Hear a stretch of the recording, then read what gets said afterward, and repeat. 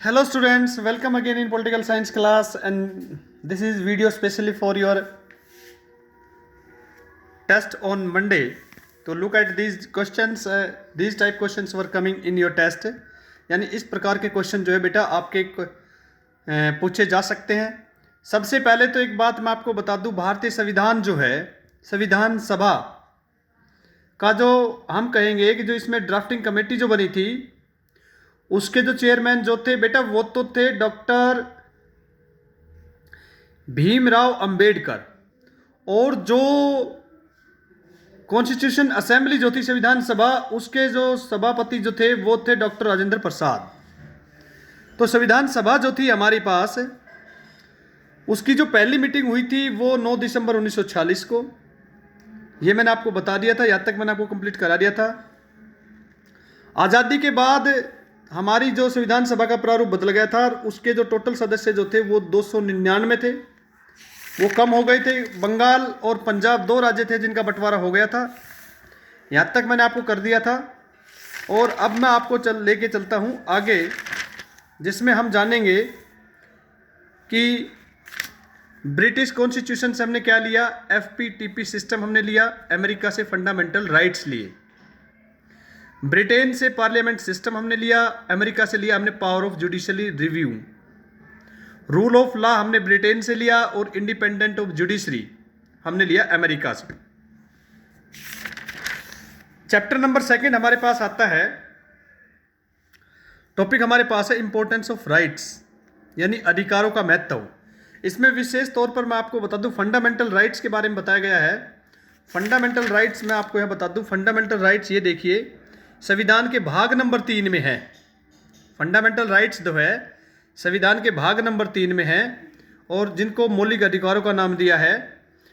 लगभग हमारे पास 6 अधिकार दिए हैं हमें, 6 right. Right to equality article हमारे पास है 14 से 18। दूसरा हमारे पास है राइट टू फ्रीडम आर्टिकल है जो 19 to 22 है। उसके बाद थर्ड हमारे पास है राइट अगेंस्ट एक्सप्लॉयटेशन, यानी शोषण के विरुद्ध अधिकार, ये 23 से 24 है। फोर्थ हमारे पास है right to freedom of religion, यानी धार्मिक स्वतंत्रता का अधिकार, ये 25 से लेकर 28 है। कल्चरल एंड एजुकेशनल राइट हमारे पास है बेटा, ये है 29 से 30, जिसे हिंदी में कहते हैं सांस्कृतिक और शैक्षणिक अधिकार। और छठा जो हमारे पास है राइट टू कॉन्स्टिट्यूशनल रेमेडीज, संवैधानिक उपचारकों का अधिकार, ये हमारे पास आर्टिकल है 32। और 31 में दिया था राइट टू प्रॉपर्टी, जिसको अब मौलिक अधिकार में हटा दिया गया है, वो अब मौलिक अधिकार नहीं रहा है। इसमें आपसे क्वेश्चन पूछे जा सकते हैं कि किस आर्टिकल के तहत कौन सा क्या है। ये सभी आप लोगों ने अपनी कॉपी में अच्छी तरह से, मैंने आपके पास नोट्स भेज दिए हैं, और आज फिर भेज देता हूं, तो ये आपको याद करने हैं। इन्हीं में से ही आपसे क्वेश्चन पूछे जाएंगे। एक दो क्वेश्चन मैं आप लोगों से और पूछ लेता हूं। इसमें हमारे पास आता है NHRC, national human rights commission,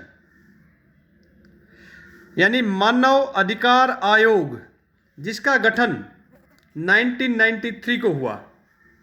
अब इसमें हमारे पास नेशनल कमीशन ऑन माइनॉरिटीज़ है, नेशनल कमीशन ऑफ विमेन है, national commission on schedule caste है, और उसके बाद हमारा बना नेशनल ह्यूमन राइट्स, जिसे कहते हैं मानव अधिकार, राष्ट्रीय मानव अधिकार आयोग। इसमें हमारे पास ये क्या था, क्योंकि हमेशा बेटा अधिकारों की संरक्षण की आवश्यकता उन्हें पड़ती है जिनके अधिकार छीने जाते हैं, यानी अल्पसंख्यक माइनॉरिटीज जिसे हम कहते हैं।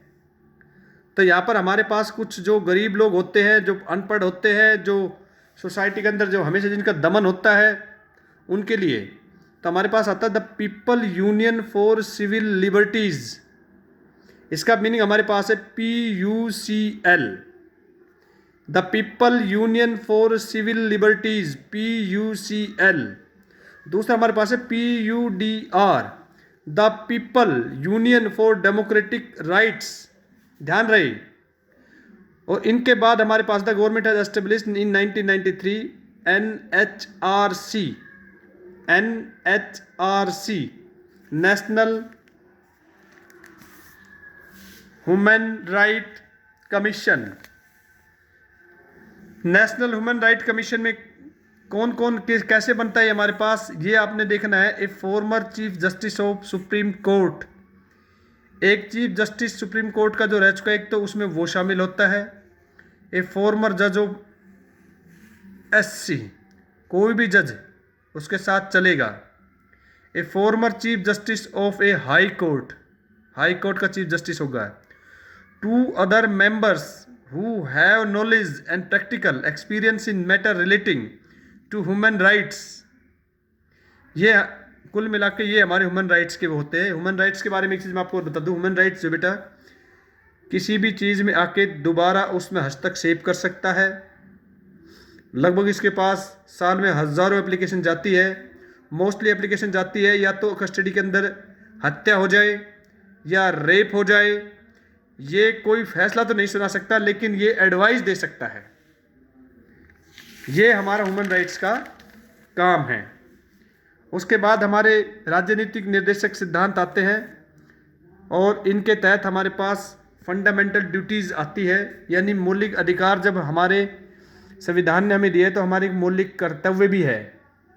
राष्ट्र ध्वज का पालन करना, सम्मान करना, देश की एकता बनाए रखना, बड़ों का मान सम्मान करना, तो बहुत से हमारे पास फंडामेंटल ड्यूटीज़ भी हमें दी गई है जिनका आपस में अंतः संबंध है। इस वीडियो को आप ज़रूर देखें, उम्मीद करता हूँ आपको पसंद आएगी। Thank you.